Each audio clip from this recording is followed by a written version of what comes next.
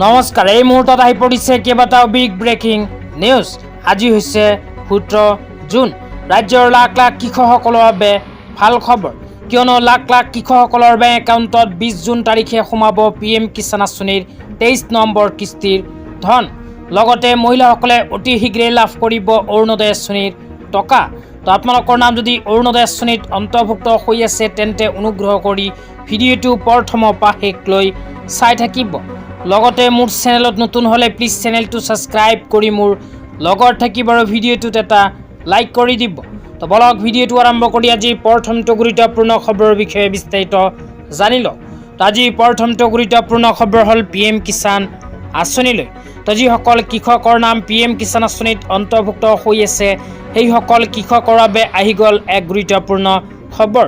তো PM কিষাণ আঁচনিত নাম থকা লাখ লাখ কৃষকসকলে লাভ কৰিব PM কিষাণ আঁচনিৰ 23 নম্বৰ কিস্তিৰ টকা। তো PM কিষাণ আঁচনিৰ 23 নম্বৰ কিস্তিৰ টকা প্ৰদানক লৈ আপোনালোকক মোবাইল স্ক্ৰীনত দেখুৱাই দিছোঁ। এনেকুৱা এক বিশেষ আপডেট ইতিমধ্যে আমাৰ হাতত আহি পৰিছে। ইয়াতে লিখা আছে the 23 instalment of PM Kisan scheme is expected to be released around June-July 2026, following the previous installment distributed on March 13, 2026.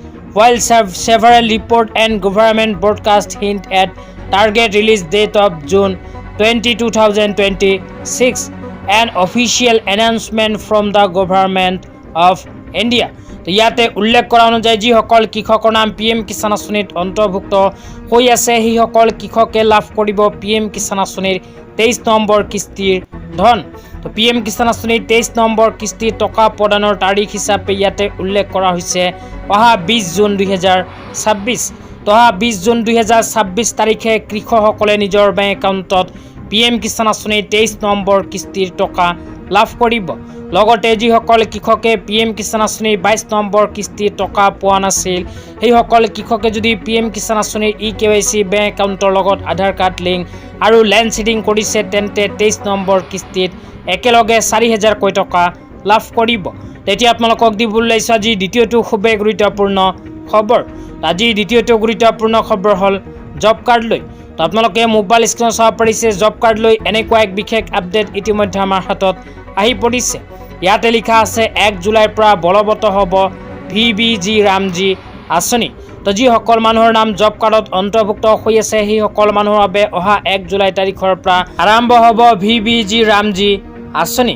তো আপোনালোকৰ নাম যদি জব কাৰ্ডত অন্তৰ্ভুক্ত হৈ আছে তেন্তে অহা 1 জুলাই তাৰিখৰ পৰা আপোনালোকে জব কাৰ্ডৰ সহায়ত প্ৰতি বছৰে 125 দিনৰ কৰ্মসংস্থাপন লাভ কৰিব।